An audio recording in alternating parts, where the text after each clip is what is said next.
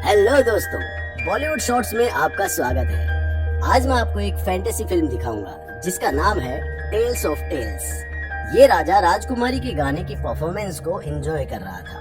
तभी अचानक उसे एक कीड़ा उसके हाथ पर दिखाई देता है। राजा उसे मारना चाहता था, लेकिन कीड़ा राजा के दिमाग को पड़ रहा था और वो राजा के आदेश के अनुसार लेफ्ट हैंड से राइट हैंड पर कूद रहा था। छोटा कीड़ा राजकुमारी की परफॉर्मेंस से ज्यादा इंटरेस्टिंग था। परफॉर्मेंस के बाद राजा हॉल छोड़ने के लिए इंतजार नहीं कर पा रहा था, जबकि राजकुमारी ने महसूस किया कि राजा उसे इग्नोर कर रहा है। राजा कीड़े को अपने कमरे में ले गया और अपनी उंगली काट दी और कीड़े को अपना खून पीने दिया। फिर वो एक सोने का डिब्बा लाया जिसमें सॉफ्ट कुशन था और उसमें उसने कीड़े को सोने के लिए छोड़ दिया। उसने एक मैग्नीफाइंग ग्लास उठाया और बड़ी दिलचस्पी से कीड़े को देखने लगा। वो बहुत खुश था और कीड़े पर पूरी तरह से मोहित हो गया था। कुछ दिनों बाद कीड़ा मूंगफली के दाने के साइज जितना बड़ा हो गया। कीड़े को खुश करने के लिए राजा पूरे दिन घर में रहता और उसने कीड़े को खेलने के लिए बहुत सारे खिलौने बनाए। राजा अपनी बेटी से ज्यादा कीड़े की देखभाल करने लगा। राजकुमारी की शादी की उम्र हो गई है और एक दिन राजकुमारी रात के खाने के समय राजा को बताती है कि वो शादी करना चाहती है। राजा राजकुमारी से पूछता है कि उसे किस तरह का हस्बैंड चाहिए, जिसके जवाब में राजकुमारी कहती है कि उसे एक साहसी, मजबूत और सुंदर दिखने वाला पति चाहिए। राजा बिना किसी हिचकिचाहट के हाँ कर देता है, लेकिन वो अपनी बेटी से इतनी जल्दी दूर नहीं होना चाहता था। उसी वक्त राजकुमारी कहती है कि मीट अच्छे से पका नहीं है, जिससे राजा को अपने कीड़े की याद आती है। वो एक बर्तन में मीट लेकर अपने कमरे में चला जाता है और धीरे से कीड़े को पुकारता है। हम देखते हैं कि कुछ ही हफ्तों बाद कीड़ा पहले से 100 गुना बड़ा हो गया है। राजा उसे मीट खिलाता है और धीरे से उसकी पीठ पर हाथ फेरता है, इस उम्मीद में कि कीड़ा ज्यादा स्ट्रॉन्ग बनेगा। लेकिन एक रात राजा इमरजेंसी में डॉक्टर को बुलाता है और पता चलता है कि कीड़ा बीमार है। वो डॉक्टर चौंक जाता है जब कमरे में एंटर करता है, क्योंकि उसने कभी इतना बड़ा कीड़ा नहीं देखा था। कुछ जांच के बाद डॉक्टर राजा को बताता है कि कीड़े को कैंसर है। राजा कीड़े के मरने पर बहुत दुखी होता है और वो डॉक्टर को इस बात को गुप्त रखने का आदेश देता है। अगली सुबह राजा राजकुमारी से कहता है कि उसने पहले से ही उसके लिए एक पति चुनने का तरीका सोच लिया है। कुछ दिनों बाद राजा एक विशेष जानवर की खाल बाहर लटका देता है और कहता है कि जो भी बता देगा कि ये खाल किस जानवर की है, उससे राजकुमारी की शादी हो जाएगी। पहला आदमी एक किसान है। वो खाल को थोड़ी देर के लिए रगड़ता है और कहता है कि ये एक सुअर की खाल है। दूसरा आदमी एक व्यापारी है। वो इसे बहुत ध्यान से देखता है और कहता है कि ये एक पेड़ की छाल है। वो सभी गलत जवाब देते हैं, जिससे राजा बहुत खुश होता है, क्योंकि वो नहीं चाहता था कि उसकी बेटी उसे छोड़कर चली जाए। तभी एक अच्छा सा, सुंदर सा दिखने वाला योद्धा आता है, जो राजकुमारी को पहली नजर में पसंद आ जाता है। वो राजा से इस तरह के टेस्ट को रोकने के लिए कहती है और पूछती है कि ये किस जानवर की खाल है। राजा राजकुमारी को उत्तर देता है। राजकुमारी अपने पिता का जवाब सुनकर परेशान हो जाती है जब उसे ये पता चलता है कि ये एक कीड़े की खाल है, और यही कारण था कि इसका कोई सही जवाब नहीं दे पाया था।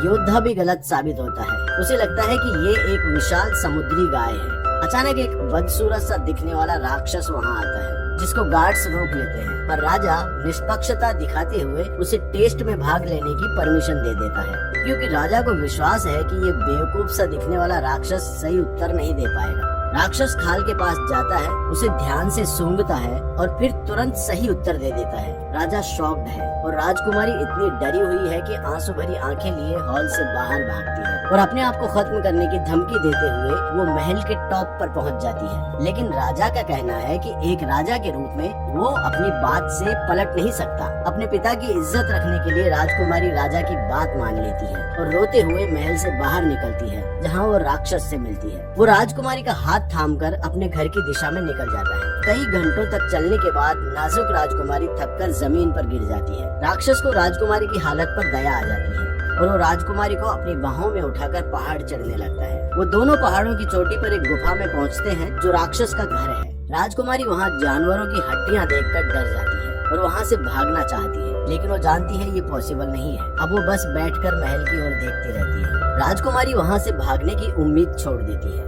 लेकिन एक दिन राक्षस शिकार करने के लिए बाहर जाता है। तभी राजकुमारी को एक औरत दिखाई देती है, जो पहाड़ के दूसरी तरफ जड़ी बूटियाँ इकट्ठा कर रही है। राजकुमारी उस औरत से मदद मांगती है। वो औरत उसे बचाने के लिए तैयार तो हो जाती है, लेकिन वो अकेला ऐसा नहीं कर सकती। उसे अपने पति और बेटों की मदद की जरूरत पड़ेगी, इसलिए दोनों अगले दिन इसी जगह मिलने का निश्चय करते हैं। राजकुमारी इतनी खुश है कि वो पूरी रात जागती रहती है। अगली सुबह जब राक्षस ध्यान नहीं दे रहा होता है, राजकुमारी छुपकर गुफा के बाहर निकल जाती है। राजकुमारी उस औरत के बेटे को देखती है। पता चलता है कि ये परिवार सर्कस में काम करता है और ये लड़का रस्सी पर चलता है। वो राजकुमारी को अपने कंधे पर उठाता है और पहले से लगाई हुई रस्सी पर चलता है और धीरे धीरे पहाड़ की दूसरी तरफ बढ़ता है। लेकिन उसी वक्त राक्षस को अजीब सी गंध आती है और वो गुफा के बाहर निकलता है। जैसे ही लड़का और राजकुमारी दूसरी तरफ पहुंचने वाले होते हैं, राक्षस उन्हें देख लेता है। राक्षस रस्सी पर लटक कर उनको पकड़ने की कोशिश करता है और जैसे ही वो उनके पास पहुंचने वाला होता है, वो रस्सी काट देते हैं। जब सर्कस फैमिली राजकुमारी को महल की दिशा में ले जा रहे होते हैं, तभी अचानक राक्षस वहाँ आ जाता है। पूरी फैमिली उससे लड़ती है, लेकिन राक्षस बहुत ताकतवर है और वो 3 लोगों को मार देता है। रस्सी पर चलने वाला लड़का अपनी माँ और राजकुमारी के साथ वहाँ से भाग जाता है, लेकिन राक्षस उनका पीछा कर रहा है और उनको पकड़ने वाला ही है। वो तीनों एक पत्थर के पीछे छिप जाते हैं। लड़का आग जलाकर राक्षस को मारने की कोशिश करता है, लेकिन राक्षस लड़के और उसकी माँ को मार डालता है। डरी हुई राजकुमारी भागती है, लेकिन एक डेड एंड पर पहुंच जाती है। वहाँ से उसे आगे भागने का कोई रास्ता नहीं मिलता। राक्षस उसको पकड़ लेता है और उसका गला दबाकर उसे मारने की कोशिश करता है, लेकिन मार नहीं पाता क्योंकि राक्षस को उससे प्यार हो गया था। राजकुमारी भी राक्षस से प्यार का नाटक करती है और मौका पाकर राक्षस को मार देती है। महल में राजा कीड़े और अपनी बेटी से दूर होकर बहुत दुखी और बीमार है। तभी उसको बताया जाता है कि उसकी बेटी वापस आ गई है। राजा राजकुमारी से मिलने जाता है और उसकी ये हालत देखकर बड़ा दुखी होता है। अगले दिन राजा अपना राज्य राजकुमारी को सौंप देता है और पूरा राज्य सेलिब्रेट करने के लिए वहाँ जमा हो जाता है। मूवी यहीं खत्म हो जाती है। तो आपको कैसी लगी ये फिल्म, कमेंट में हमें जरूर बताइए। और अगर आपको मेरा वीडियो पसंद आया तो प्लीज इसे लाइक और शेयर कीजिए और इस तरह के वीडियोस देखने के लिए इस चैनल को सब्सक्राइब कर लीजिए। देखने के लिए थैंक यू। मिलते हैं नेक्स्ट वीडियो में।